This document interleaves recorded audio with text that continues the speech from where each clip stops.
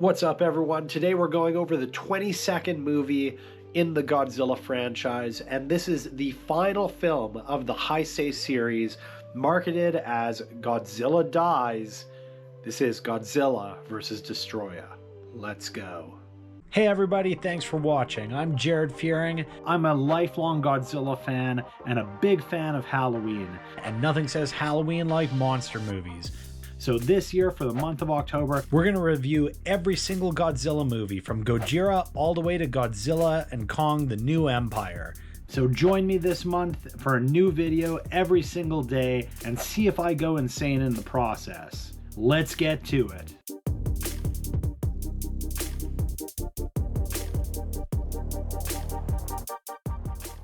Within seconds of the movie starting, we're introduced to Burning Godzilla. Burning Godzilla looks incredible. They have glowing lights under the Godzilla skin, and it looks like he's having a meltdown, because that's what he's supposed to be having, is a nuclear meltdown within himself. And so throughout the film, he progressively begins to burn more, and we see smoke shooting off him. Eventually we see his spines melting. It's just absolutely wonderful practical effects, and this is one of the best versions of Godzilla we've ever seen design-wise. This movie is extremely iconic for several reasons, but the Burning Godzilla design has definitely become one of the most iconic Godzilla looks. Even if people haven't actually seen this movie, they've probably seen Burning Godzilla.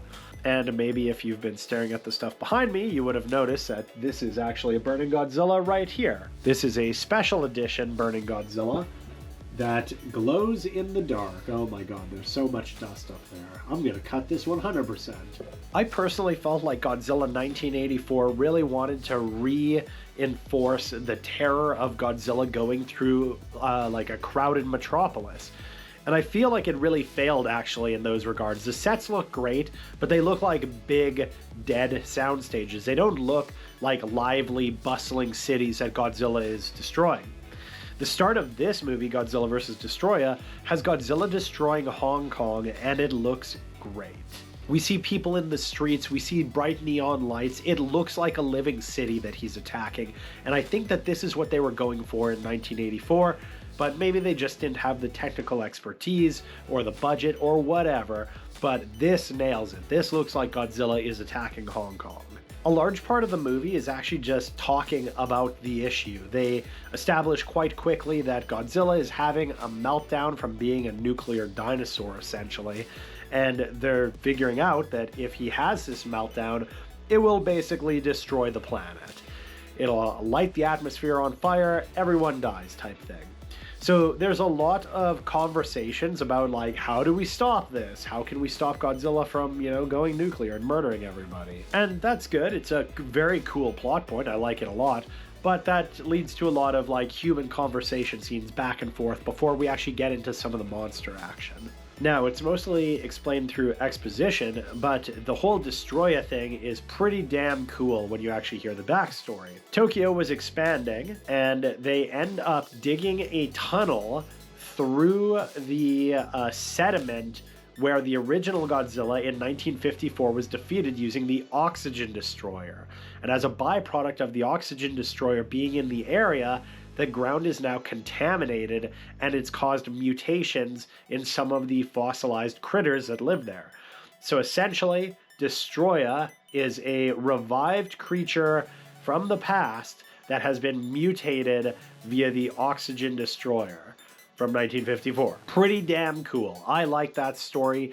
It's not super clear, though. They really kind of brush over it quickly, and then we get into stuff. I've also seen this movie several times, and this is the first time that kind of all those details have really clicked for me. While they're discussing the oxygen destroyer and the first Godzilla, they firmly establish that this Godzilla that is currently melting down is in fact a second Godzilla. So the second Godzilla is really the main protagonist Godzilla of the Showa era and the Heisei era, I guess. I mean, something seems weird about that to me. I don't love the idea of, like, the main Godzilla of these movies being just kind of the runner-up to the original, but Whatever, they established that here, so that is how it is. While they're hemming and hawing about the whole melting Godzilla problem, a team of basically SWAT officers show up at an office building that has been completely overrun by these giant Destoroyah monsters. So Destoroyah appears in several forms, like these separate crab monster beast things, and they will eventually combine, and then they'll combine, and they end up keep getting bigger and bigger until it's one thing. But in the initial introduction scene, this is pretty much a horror scene, and the score is using some classic Godzilla pieces of music. But if this had been scored differently and scored to be more like a horror scene, I think it would have played quite well, to be honest. There's a lot of horror type filming techniques used during this, like things unexpectedly breaking through walls and through roofs, and people being cornered by these things, and it's a really good horror sequence, and it kind of reminds me of Resident Evil, actually. The PlayStation game, not the Mila Jovovich movie. Although the first one is not bad. I'll defend the first movie. Anyways, the Destoroyah monsters effing up these SWAT people is great because, like I mentioned way back in Son of Godzilla in the Showa era, there's not actually that many instances of monsters directly interacting with people. Usually it's like, oh, they're destroying the city and we happen to be in the vicinity. This is one of the rare instances where we see the monsters actively like hunting people and killing people. And in Son of Godzilla, it was that scary ass spider Kamunga trying to pull people out of the cave with its long ass spider paw. Spider paw? Spider leg. There's a woman hiding in a car, and this one Destoroyah is just giving it to this car, trying to get this girl out, smashing its pointy little feet through the roof, flipping it over, shooting laser beams at it, just gives it to this one poor car. Great scene, though. They introduced the Super X3 in this movie, which you would think would be like an upgraded one, because every movie we seem to see an upgrade. Although now it's just kind of a jet, and that's kind of disappointing to me. It looks like the Blackbird from the X-Men movies. Even though this predates the X-Men movies. The original Super X is like a big kind of flying hovercraft sub thing. The front opens and has like a diamond reverso cannon thing. I don't know. It's a bit of a letdown for me to see that it just became a jet in the end. As Godzilla continues to melt down, there's a few attempts to try to freeze him, actually, with cadmium missiles. And the freezing effects look pretty damn good, honestly. I think they do a really good job of that. There's one brief transition that's CGI that doesn't look so good, but for the most part, I think they really nail the effects of Godzilla being frozen. And it looks really refreshing, to be honest. I could go for one cadmium freezing, please. That looks great. We find little Godzilla, who has aged again and is now Godzilla Jr., and there's a line in the English dub of this that specifically says that they are the same species. So I think it's, a problem with the dubs that in one of the movies they say that they're not the same species, in another one they are, and then in another they're not the same family. They need to just get their ducks in a row, but I actually think it probably works fine in the Japanese subs. I would have to go back and check, but in the English dubs, at least, it's a little bit all over, and you gotta kind of figure out what the hell you're doing, man. Are they related or are they not related? And if you're a little bit rusty on your science class, just a reminder that the classifications go domain, kingdom, phylum, class, order, family, genus, species. Godzilla Jr. arrives to fight Destoroyah and gets promptly whooped.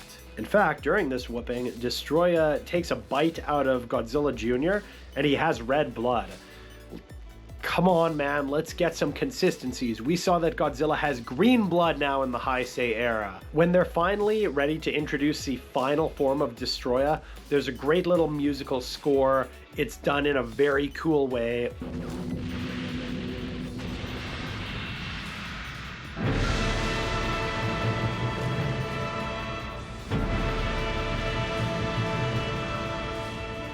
Destoroyah's final form looks excellent. Great character design.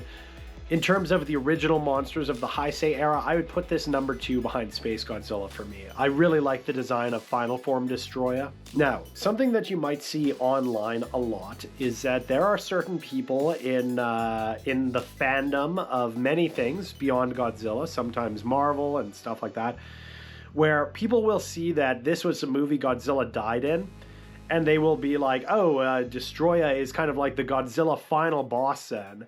And so you see people posting about that all the time, being like, oh, they have to save Destoroyah for the last Godzilla movie and stuff because he's such a big threat.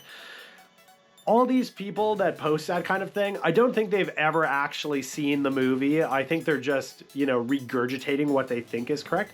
Destoroyah straight up gets his ass beat by Godzilla.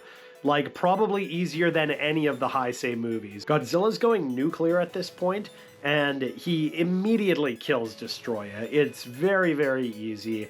So when people are like, oh, Destoroyah, final boss type thing, it's like, I don't think you actually know anything about Godzilla. I think you're just you've seen that this is the last movie of the Heisei era and that Godzilla dies during it. But Destoroyah probably does the least damage to Godzilla out of any of the Heisei monsters. Destoroyah does pick Godzilla up with his tail and fly him around a little bit, but that's kind of the extent of it. And I think it's partially because the Godzilla suit was already huge, and now it's shooting smoke and glowing, and there's probably some more electronics and stuff. But the Destoroyah suit is massive. It was probably like 15 feet tall. I could maybe look that up after, but I'm just going by sight. It looked gigantic. It looked huge. So I'm sure it was quite hard for them to actually come up with things for Destoroyah to do that would be meaningful in this fight, because it's such a big, clunky suit. It looks very cool, but it would be extremely hard to operate. Destoroyah has a horn that is kind of like a lightsaber, and there's a really cool moment with that. But Godzilla barely flinches and then proceeds to just blast Destoroyah. And then the final blow to Destoroyah actually comes from the Super X, which is, I don't know, a little lame, I guess, but humans gotta do something. Godzilla Jr. is mortally wounded in the final battle with the Destoroyah. And there's actually kind of a touching moment where Godzilla walks over to Godzilla Jr. and it looks like he's saying goodbye to his kid.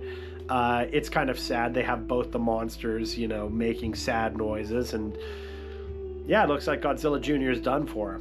Then Godzilla proceeds to actually have a meltdown, and they're freezing him at the same time so that it doesn't become catastrophic, and we see Godzilla overheat and his spines start to melt, and the flesh starts to fall off his body, and his head becomes a skull, and he ends up melting down into nothing but a pile of toxic waste.